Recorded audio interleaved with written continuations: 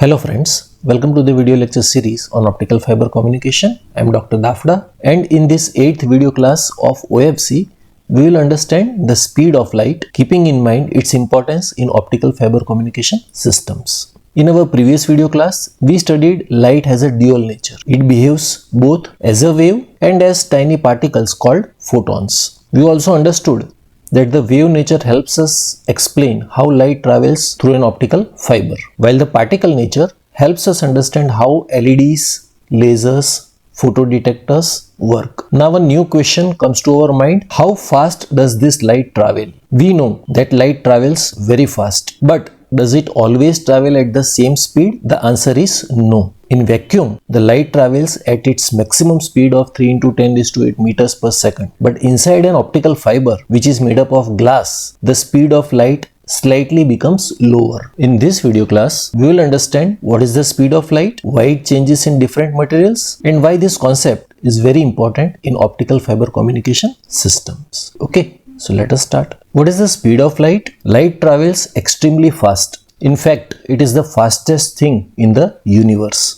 And from our school days, we know that the speed of light in vacuum is 3 into 10 raised to 8 meters per second, or 300 million meters every second. This means that light can travel around the earth almost 7.5 times in just 1 second. Now, why is it important? Because light travels so fast, we can send a huge amount of information over long distances in short time. And this is the main reason why optical fiber communication is used for high-speed internet, telephone, networks, cable TV, and modern communication systems. However, there is one important point to remember. Light travels at its maximum speed only in vacuum. Inside an optical fiber, which is made up of glass, light travels a little slower. Now, before scientists could use light in communication systems, they first wanted to know how fast light actually travels. Many great scientists tried to answer this question over hundreds of years. The Greek philosopher Aristotle believed that the light traveled instantaneously, which means he thought light reached its destination with no time delay. Many years later, the Italian scientist Galileo disagreed with this idea. He tried to measure the speed of light using two lanterns placed far apart. However, because light travels so fast, the experiment was not successful. Later in 1670s, the Danish astronomer Ole Rømer carefully observed the movement of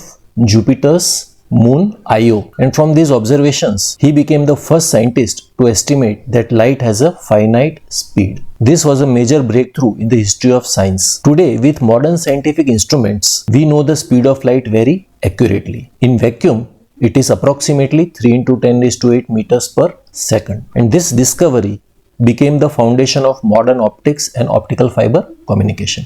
Okay. Now let us understand the relation between speed, wavelength, and frequency. This equation C is equal to F into lambda tells us that these three quantities are connected with each other. Here, speed means how fast light travels. Wavelength is the distance between two successive crests or troughs, or we can say the distance of one complete cycle. Frequency is the number of wave cycles passing every second. That is how many such cycles pass in 1 second. Here an important point to remember is that in vacuum, the speed of light is always constant. That is, C is constant. So if F increases, lambda will decrease. That is, higher frequency means smaller wavelength. And conversely, if F decreases, lambda increases. That is, lower frequency means larger wavelength or longer wavelength. And this relationship is very important because different optical communication systems use different wavelengths of light, but all of them follow the same principle. Okay. See, many think that light always travels at 3 into 10 raised to 8 meters per second. And this is a very common misunderstanding. Actually, this is the speed only in vacuum, where there is no material to slow down the light. In optical fiber communication, light does not travel through a vacuum. Instead, it travels through the glass core of an optical fiber. As the light passes through the glass, it interacts with the glass material. Because of this interaction, its speed decreases. Typically, the speed of light inside an optical fiber is about 2 into 10 raised to 8 meters per second, which is nearly 2/3 of its speed in vacuum. Now, why this speed decreases? Because of the refractive index of the glass. See, the equation of refractive index is N is equal to C by V, where C is speed of light and V is the velocity in the material. So, if N is equal to C by V. Taking V this side, V is equal to C by N.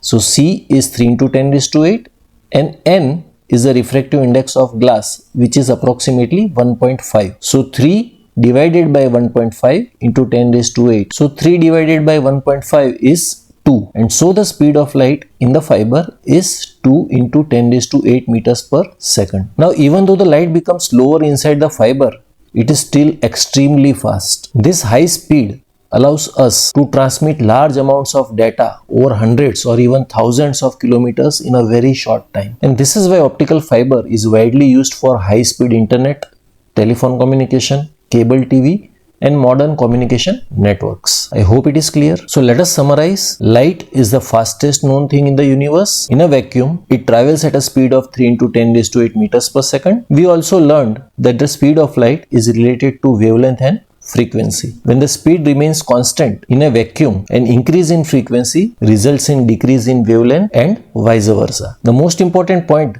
that we learned here is that light does not always travel at the same speed. Inside an optical fiber, the light travels through the glass, so its speed becomes lower than its speed in vacuum. Even though the speed is reduced, light still travels extremely fast, that is 2 into 10 raised to 8 meters per second. And this makes optical fiber communication one of the fastest, most reliable and most efficient communication technologies used today for high-speed internet, telephone networks and many other communication systems. So that is all for this video class. You will find the link to download the PPTs from the description box. Thank you very much.